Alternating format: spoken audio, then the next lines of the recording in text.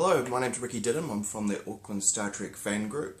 Today I'm going to give a review on the Enterprise D. Three models of the Enterprise D, all around about the same size and relatively around about the same cost, depending on where you're going to get it from. If getting it on the internet, you could get it second hand, and then it could be all sorts of different costs.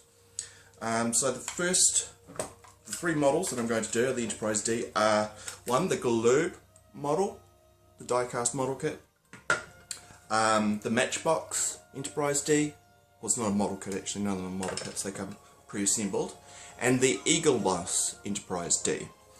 So we'll start with the Galoob Enterprise D. This was released in 1987 when the Next Generation first came out. If you can remember, everyone was going, "It's not Star Trek, it can't be Star Trek without Kirk and Spock," and practically protesting for 2 years until Evolution sort of came around in the third season. So this one here started off on the market of 15 New Zealand dollars, I think back in 88, and then it quickly went down to $3. So yeah, but now if I wanted to buy this, because of the age, this is I don't know how old it is, actually it might be 30 now, yeah, 30 years old. The value has now gone up, so if I wanted to get one of these on Trade Me, I'd expect to have to pay like about $50.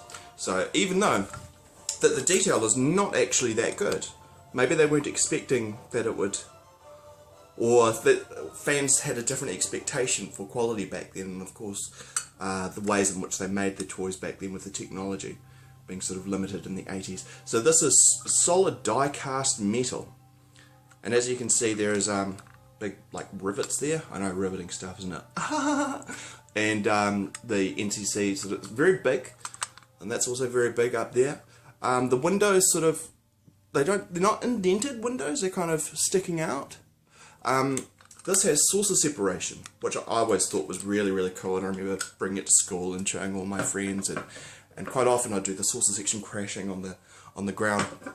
And so yeah, this is the battle section, or the star drive section. What's really interesting, there's something that happens quite often with the Enterprise D models, is that no matter what it is, there will always be something wrong with the neck.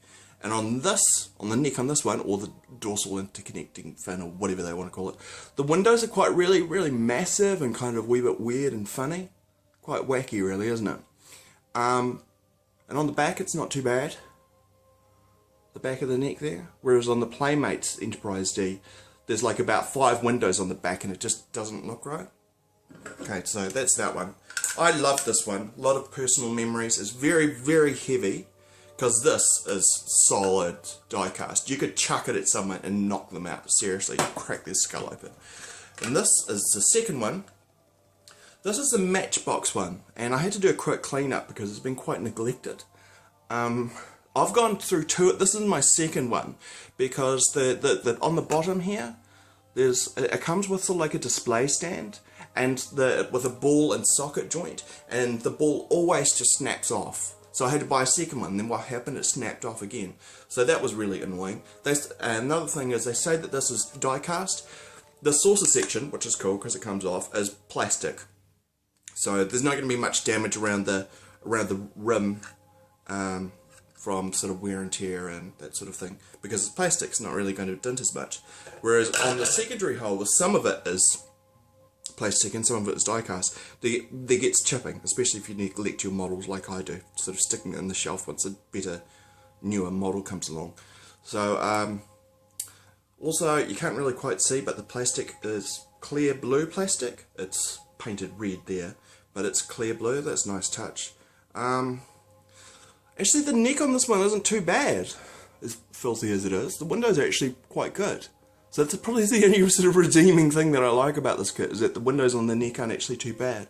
And if you buy the Art Asylum Enterprise D, there are no windows on the neck, on the side there. And it's just such a letdown. That would have been so cool if they'd actually done proper windows. Like, could somebody make up some sort of decals or stickers so that we can all sort of fix that overside up? Because I think the neck is one of the most beautiful part of the Enterprise D. So like I said, that's not really particularly my favourite. I think I bought that for 50 New Zealand dollars, around about the same price that what the old retro Enterprise D sells for now. So as you can see, there's quite a significant increase in the quality of this one here over this one here, which you'd expect that with the time that, you know, that they came out. And last but certainly not least is the Eaglemoss model. Now, as you can see, there's really quite beautiful detailing here. That's you know, the Aztec tile detailing, and that's just really, really beautiful. It's so impressive. All of the windows are done. I mean, there's a higher level of detail on this model than what there is on a lot of the bigger model kits. I think there's more detail on this tiny little Eaglemoss model than what there is on the Art Asylum massive models like this big and way more expensive. So I found that was quite interesting.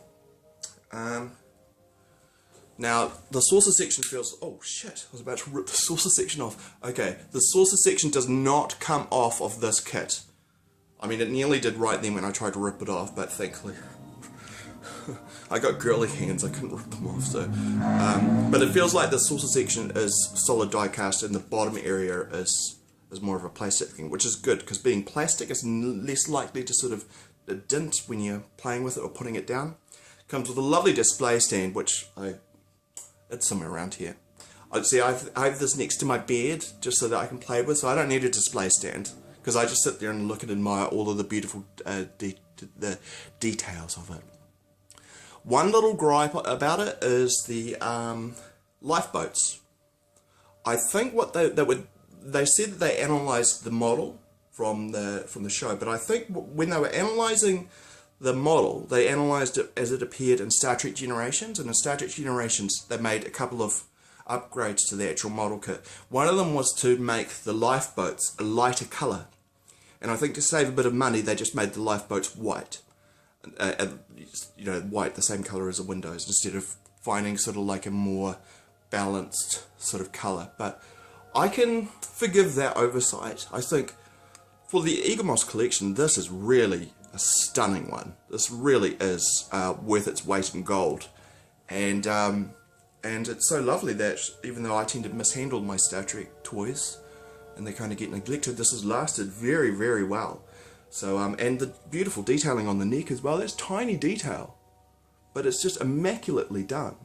So if you were going to buy one of these kits, I would definitely go for the Eaglemoss one, and I think most Trekkers would agree with me that the quality of that is just beautiful. But if you you've sort of got a soft yet heart for the original, for the next generation, and you remember when it first came out, and you still get decided to give it a chance, and you maybe bought one of these to play with. I know they're floating around in a lot of people's garages and toy boxes and stuff like that. So this has a great, lovely, heartfelt connection for me. So anyway, I got to go. I think I'm running out of space on my phone. Thank you so much for listening to my review. I hope that helps you in choosing the model that's best for you. See you later.